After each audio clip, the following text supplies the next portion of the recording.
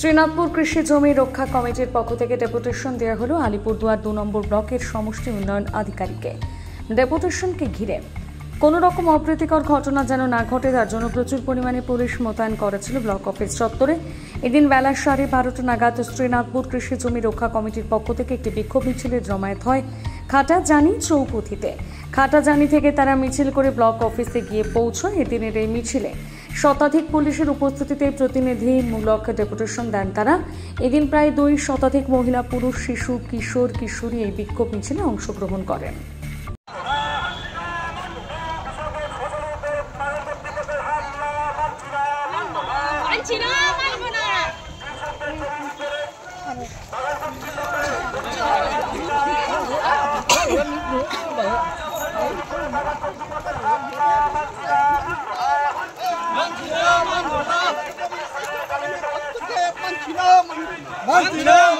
কৃষি জমির উপর চা বাগানের হস্তক্ষেপ মানছি না।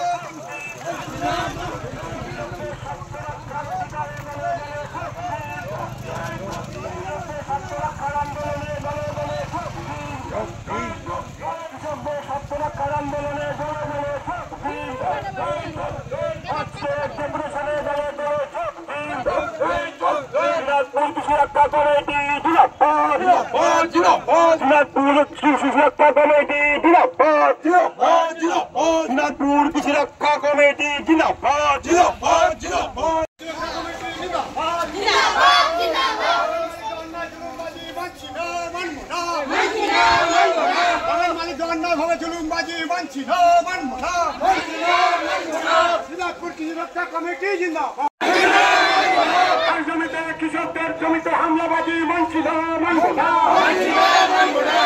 কৃষি রক্ষা কমিটি কৃষকদের জমির পাট্টা দিতে হবে,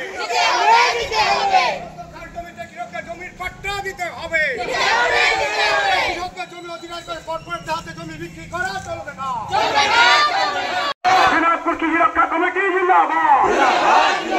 সব জমিতে কৃষকদের জমির পাট্টা দিতে হবে।